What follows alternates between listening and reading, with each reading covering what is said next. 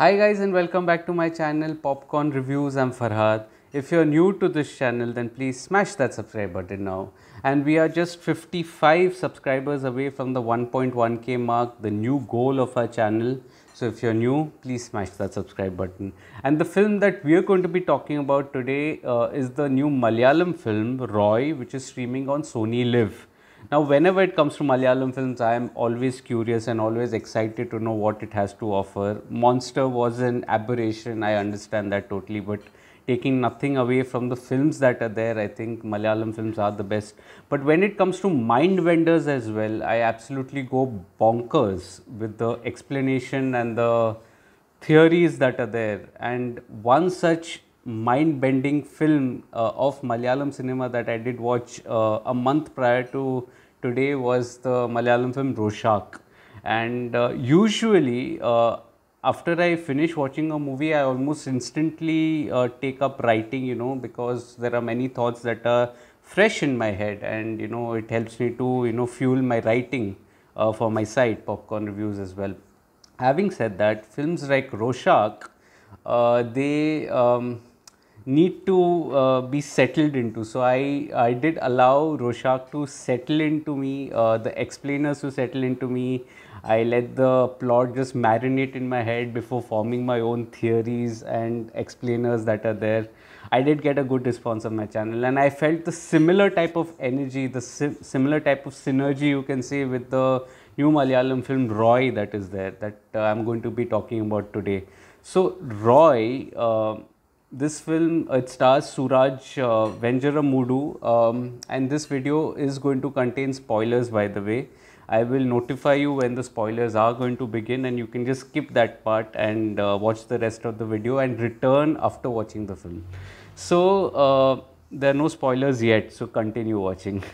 So Roy is essentially a story of a man who cannot distinguish between his dreams and his reality, and he's caught in between an investigation of his missing wife that is there. Now the story here is definitely cerebral, and it's one of those stories again that the deeper you want to dwell, the more rewards you are going to get. From the face of it, it might seem like a one-dimensional kind of a story, but the more you want to indulge in it, you need to dig deeper in that, and that is where the joy of watching this particular film is. Now, if you have watched the film and if you have many questions, I will be addressing that in the video once again. The screenplay here of 2 hours, little bit above 2 hours, does make for a swift watch. However, you need to pay attention to the details that are there, and that will make you seem that you watched a film of almost like 3 hours or 3.5 hours. It does saturate your brain to that point. Now the drama here does open on an indifferent kind of a note. I say indifferent because you are introduced to the protagonist, which is a fascinating character study in itself. The whole psychological angle that is there of him having lucid dreams which eventually do come true, and he can't differentiate between the dreams and reality. This makes for a compelling viewing, all right. But there is an extended flashback that is there after the disappearance of the character of the wife, whose character name is Tina. So I felt that you need not have broken the structure in such a manner. You could have begun with that and showed it in a more conventional manner instead of going back and forth. Although it did not hamper the drama as such, it did not at all.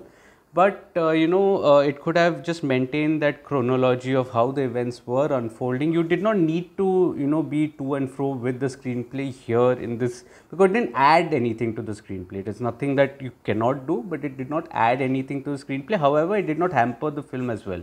Now the drama here is engrossing and engaging in more ways than one.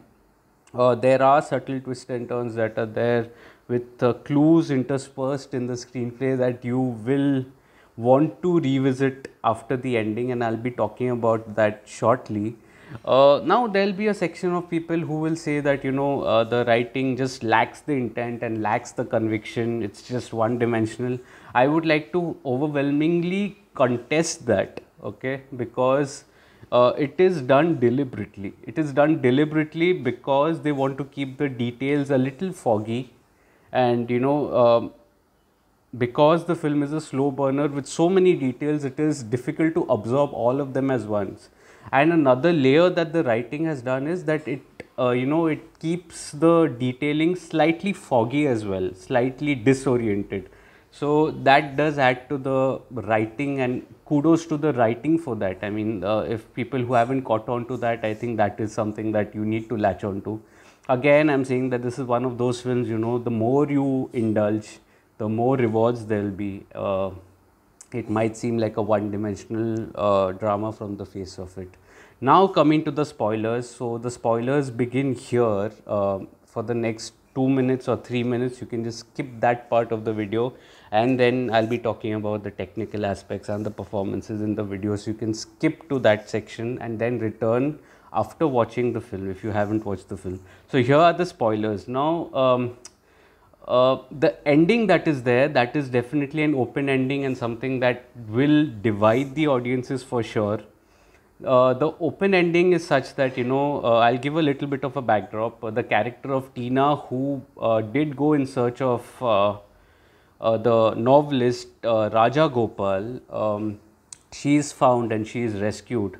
But there is a burning question as who are the kidnappers who had kidnapped Raja Gopal as well as the character of Tina. Now Raja Gopal in the story had earlier returned after the character of Roy, the protagonist, does get visions, and similar visions lead to the location of Tina, and that's how she is rescued as well. But who are the kidnappers? Now I have two theories here. There are two theories and one interlinked theory.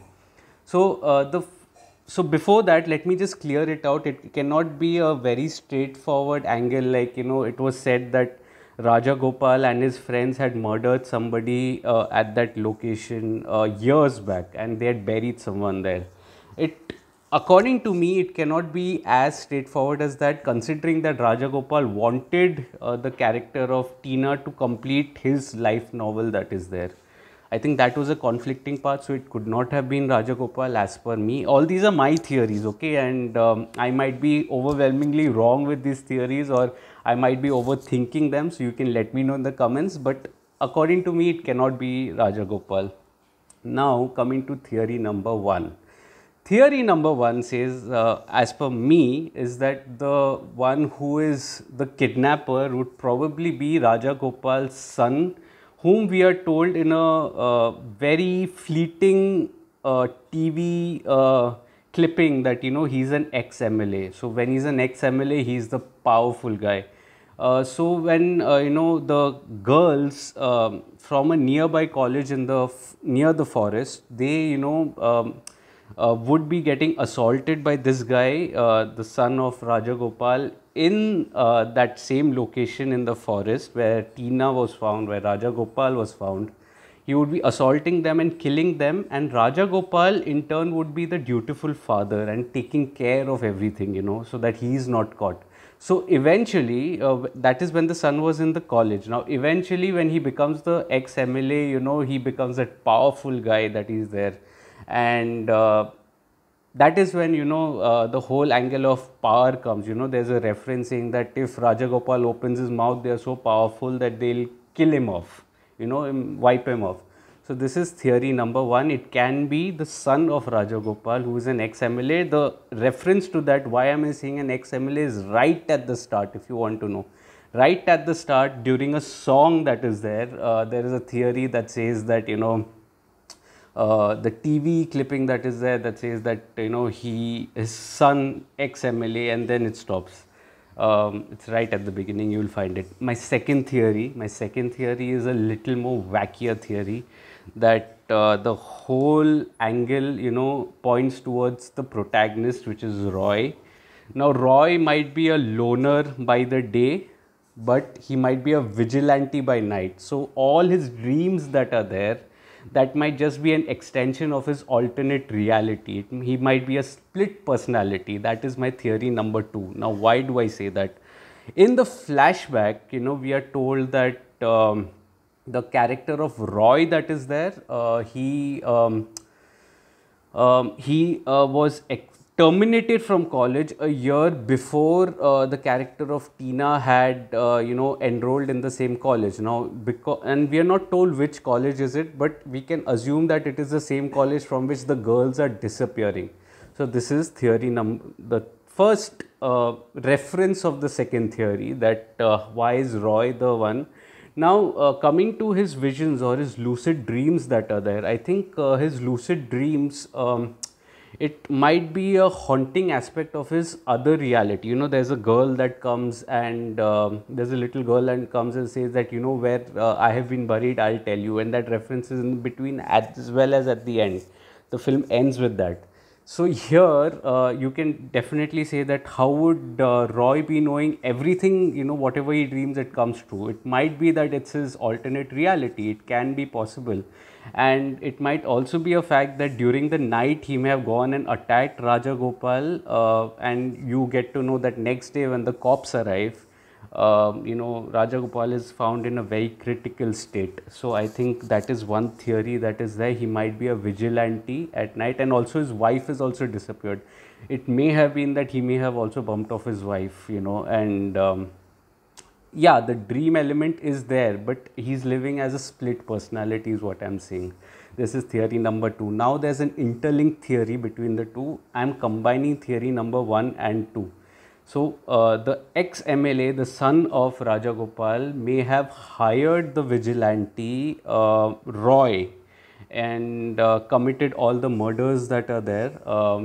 That is a possibility as well, considering that he may have exploited the fact that the man had lucid dream syndrome. I'm just keeping a name, lucid dream syndrome that is there, and so he would never remember that he's a vigilante. So I think there's a distinct possibility that each of the 3 theories that are there do have certain level of representation, and I feel, let me know in the comments which one are you willing to buy, or are you just willing to buy that it's a very simple simple straightforward film and you're overthinking. You can tell me, Farhad, you're overthinking. But overall I think the screenplay was very well written and very indulgent. Now coming to the technical aspects, I felt that the dialogues are conversational, but they make for an impactful viewing, most definitely so. The music and the BGM are good. The cinematography also is decently well. It's good. It captures the mood of the drama really well. I think director Sunil Ibrahim, he starts off on a sluggish note, I would say, but slowly finds his groove, and that is a testimony that there is a mind bender that is weaved around a story, and that ending was a very brave one, and I think for that the director deserves distinction marks. I think he did a pretty good job there. Coming to the performances, I think the performances are really good as well. Jins Bhaskar, I think he's very sincere and earnest here. Sija George, I think she looks pretty, and she's quite charming and has that spunk to her character. Even while she returned, after she returned, the spunk wasn't gone. She wasn't shattered or shaken up. I think that was something that was refreshing for a character. Shine Tom Chaco, I think he's omnipresent. He's there everywhere, but he's so well restrained here, and he's done such a good job here as the cop. It's a very different role for Shine again. But again, it is Suraj Venjaramoodu who, pivots the entire film on his shoulders. I think he's done a marvelous job, whether it's in mannerisms or his stoic expressions that are there. I think he does a pretty good job. It's a towering performance, very powerful performance. So all in all, I feel that Roy is one of another brilliant mind bender that is coming from the Malayalam film industry. Again, the audiences will be split for this film. There will be a certain section who may not understand the film, or I am overthinking probably, I don't know. Let me know in the comment section, but I highly recommend this film. It's on Sony Live. let me know your thoughts. I think this is one film that I'll have fun discussing theories with in the comment section. Also, if there are any recommendations, do throw me some. If you're liking the video, please smash that like button as well. It helps with the YouTube algorithm and helps to spread the word and this video to a larger audience. Again, if you're new, subscribe to the channel and press that bell icon. It will help you know when I'm coming online with a new video. Also read my full review of Roy on my site, Popcorn Reviews with a double S, the link of which is in the description box below. There are other social media links also in the description box: Facebook, Twitter, Instagram and Letterboxd, all of which you can just follow me there. And I'll see you again very soon with another video.